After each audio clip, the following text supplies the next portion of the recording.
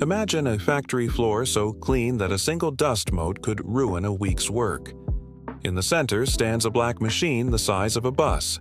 Behind its panels, a small metal droplet is struck by a laser, turns into a tiny star, and flashes light so short it borders on the impossible, 13.5 nanometers. That flash is aimed at a pattern that becomes the blueprint for a chip. If it hits perfectly, billions of transistors are carved with lines thinner than a virus, and the next generation of computing becomes real. Miss by a hair, and the cost of that mistake is measured in millions. This is the strange, precise world where Moore's law still lives. And one company, ASML, pronounced ASML, stands at the gate. In the next 20 minutes, we will open that gate. We'll translate photonics and vacuum chambers into money and strategy.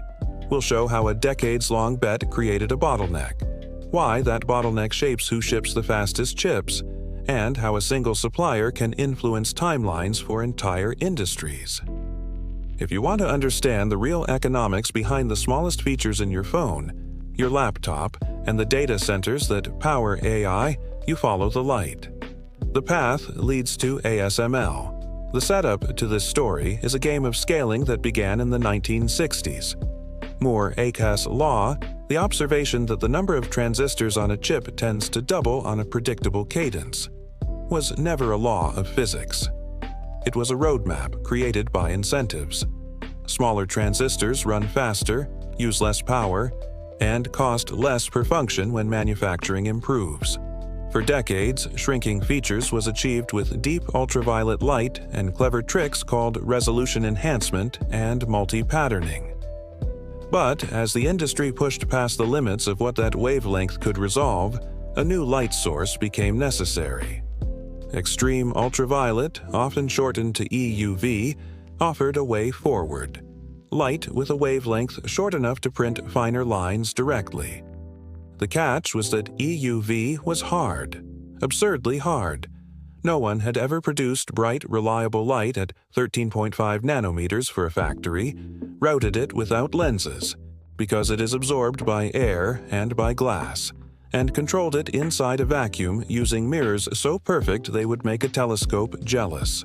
ASML, a Netherlands-based company that focused on lithography and nothing else, decided to take on that problem. It didn't do it alone. It built a web of partners. Zeiss, pronounced Zeiss, to craft the mirror systems. Cymer to develop the light source, suppliers for lasers, stages, pellicles, resists, and metrology gear. Customers like TSMC, Samsung, and Intel pushed and funded and tested. Governments watched because national strategies run through chip factories. When EUV moved from lab experiment to production tool, the logic of the industry changed. To grasp the hidden mechanism, strip the process to its bones. A chip is built layer by layer like a tiny city. Lithography is the step where you project the street map.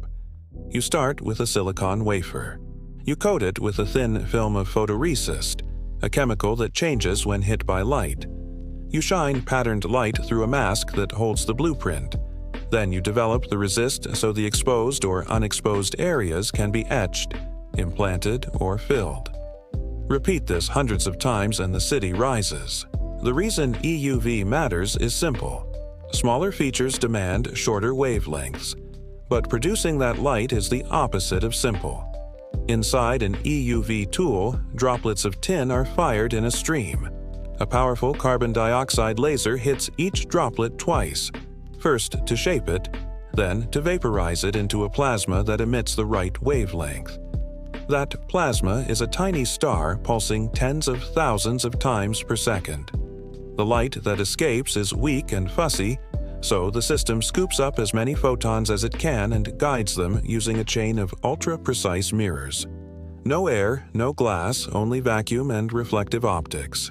Those mirrors are layered with alternating materials to reflect EUV efficiently, and they must be atomically smooth. The mask that holds the pattern is also reflective, and a fragile pellicle protects it from particles without blocking too much light. Every element has to align at the nanometer scale while a stage whips the wafer under the beam at high speed. When it works, you print features you cannot see with visible light. When it doesn't, defects appear as random freckles called stochastic errors, and yields suffer. EUV's power is not only in resolution, it reduces the number of exposures needed for certain layers. With older deep ultraviolet, manufacturers had to overlay multiple patterns at slightly different angles, multi-patterning, to approximate finer lines. That added time, complexity, and variability. EUV can often do in one pass what used to take several, making some layers faster and more precise. The latest step is High-NA EUV, a generation that uses a higher numerical aperture mirror system to capture more light at steeper angles and resolve even finer details. Think of it as changing from a standard camera lens to a fast prime lens that gathers more light and sharpens the image. But every upgrade raises the stakes. Higher precision means tighter tolerances, more demanding metrology, and new materials for pellicles and resists. It also means new learning curves for factories and engineers. Behind the physics sits a set of strategic decisions that turned difficulty into an advantage. Early on, ASML made a choice to be a specialist. It would not make chips. It would not spread into unrelated tools. It would focus on lithography and knit together the world's best optics, lasers, motion systems, and control software. When EUV looked like a science project, ASML kept funding it. It bought Cymer to bring the light source in-house. It worked with Zeiss for mirror systems that push what is manufacturable. It acquired metrology expertise to measure what it prints and diagnose defects. This stack, optics, light, motion, measurement, control, became a system, not a catalog. Customers didn't just buy a box.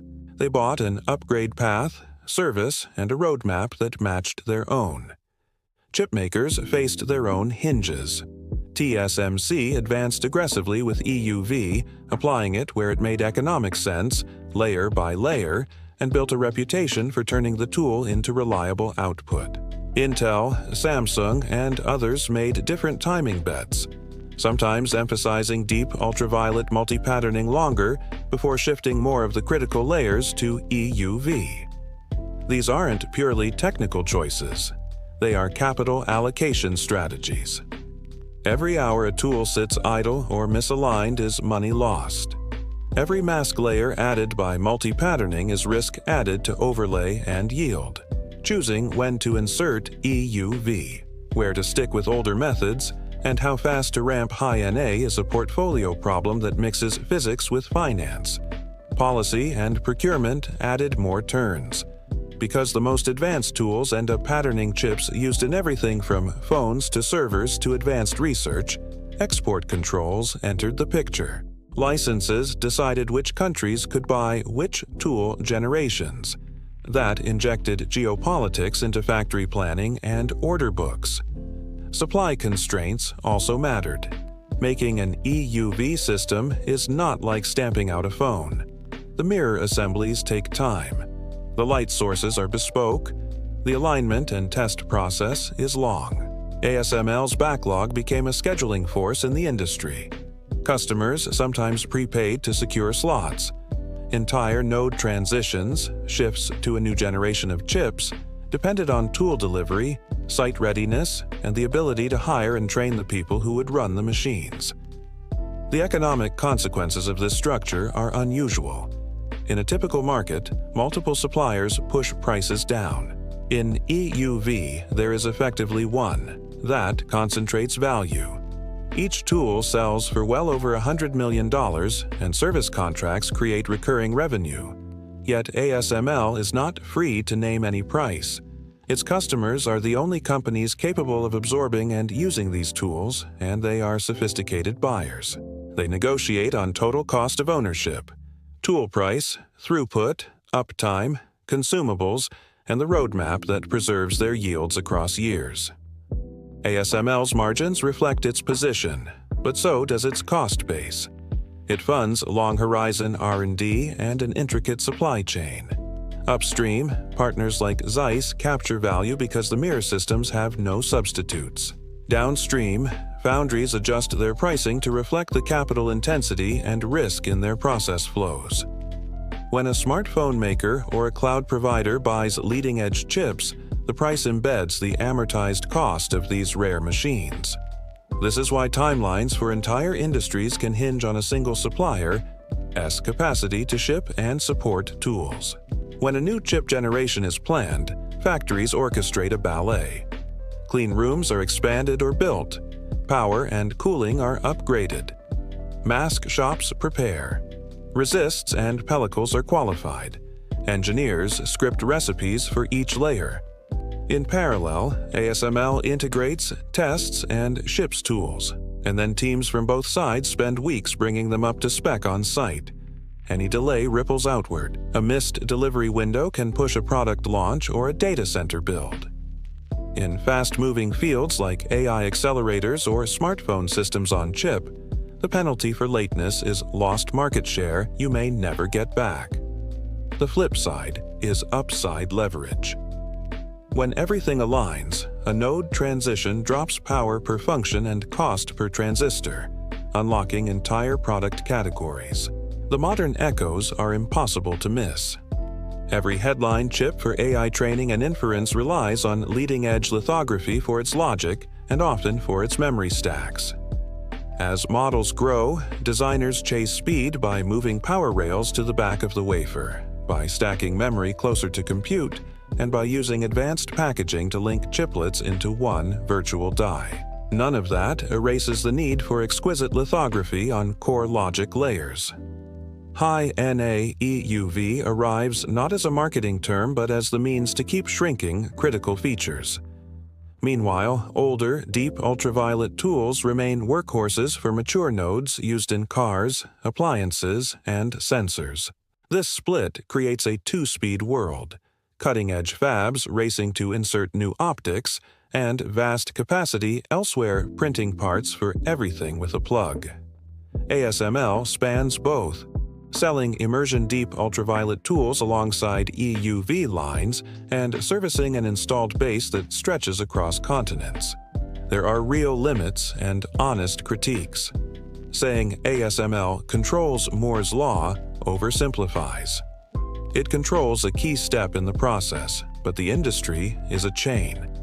If photoresist chemistry stalls, if pellicle materials lag, if mask defects rise, if power delivery at fabs is constrained, printing patterns does not guarantee working chips.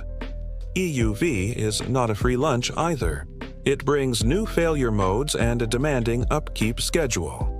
Uptime is a constant battle against contamination, alignment drift, and component wear. Stochastic issues, rare, random defects, become meaningful when you print trillions of features. High-NA introduces new mask and depth of focus challenges that must be engineered around.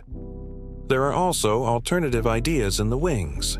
Deep ultraviolet can be extended with more clever multi-patterning for certain layers. Competing lithography approaches show promise for specific use cases. And the economics of system design change the importance of raw scaling. Chiplets, three-dimensional stacking, and smart architecture squeeze more performance from a given node. From these complexities, a clear playbook emerges for anyone building or investing in this space. First, understand the bottleneck you cannot control and plan around it.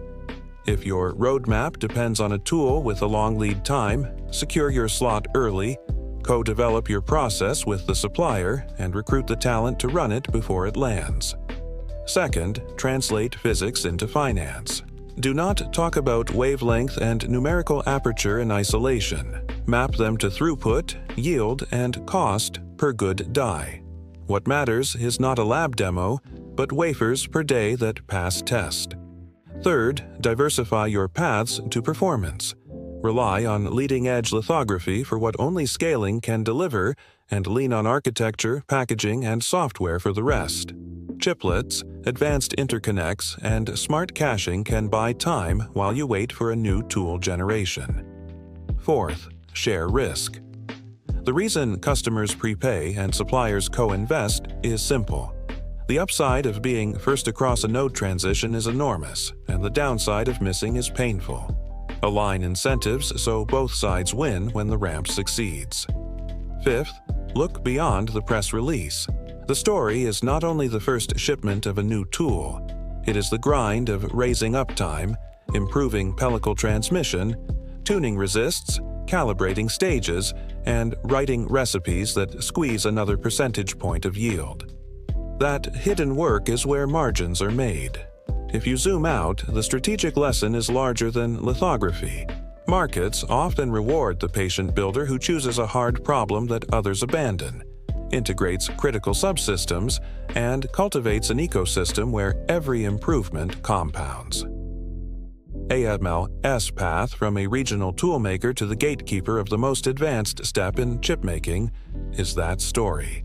It is a reminder that monopoly-like positions are not always won in the marketplace alone.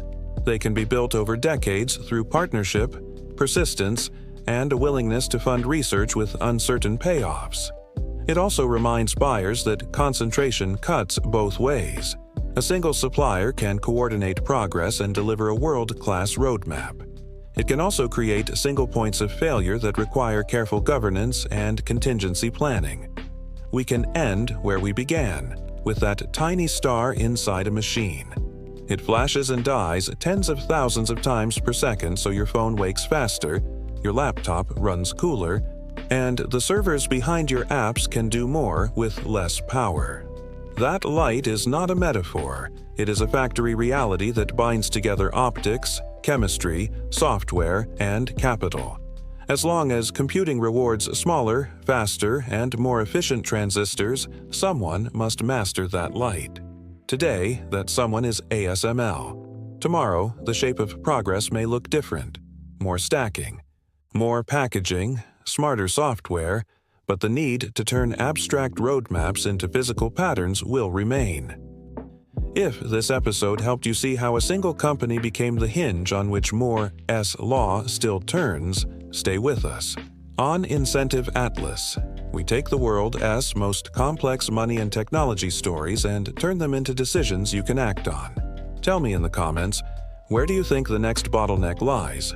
In optics, in materials, in power, or in design? And which lever should we unpack next so you can ship with confidence?